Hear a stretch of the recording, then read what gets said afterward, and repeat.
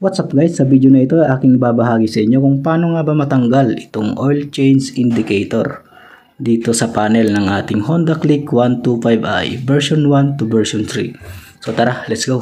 Meron tayong tatlong reason kung bakit nag-appear itong oil change indicator sa ating panel. So unang-unang dahilan nito guys kung bakit nagpakita itong oil change ay maaaring na-reach mo na yung itinakdang odometer para magpa-change oil. So pangalawang dahilan kung bakit nagpakita itong oil change indicator ay maaaring lumagpas ka na sa iyong itinakdang odometer para magpa-change oil. So pangatlong dahilan yan is maaaring system error.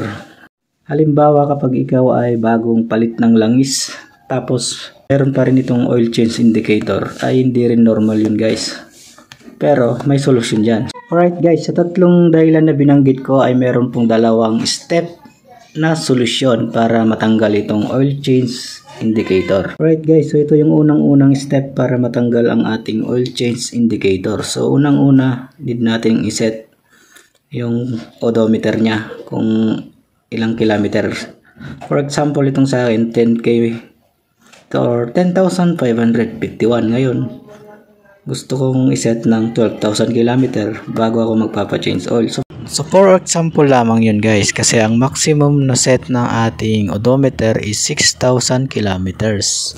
So i-click lang natin sabay itong select at set button. 3 to 5 seconds. Yan, nag-blink na yung kanyang time. Click natin ulit itong set. Nag-blink na tong kanyang oras. Click natin ulit. Blink na yung minute. Click natin ulit itong set. Yan, so napunta na tayo dito sa oil change. Click natin ulit itong set button. Yan. So, dyan ka na pwede mag-set ng odometer guys. So, click mo tong select. Yan, every 500 kasi niladagdag yan kapag pinipress mo tong select button. Yan, 5,000, 5,500, 6,000. Yan. So for example lang to guys, no? Pagkatapos nga nating makapili guys, halimbawa itong 6,000 ay click lang natin itong set. So hanggang 6,000 lang itong option niya guys para makapag-set ng odometer. Okay? Pagkatapos mong maset ang kanyang odometer ay dapat automatic na itong matatanggal. Pero kapag nandyan pa rin ang kanyang oil change indicator ay pupunta na tayo sa step 2. So ito naman yung second step guys para matanggal itong oil change indicator. Para persahin na natin matanggal itong oil change indicator. Like for example, nag-error.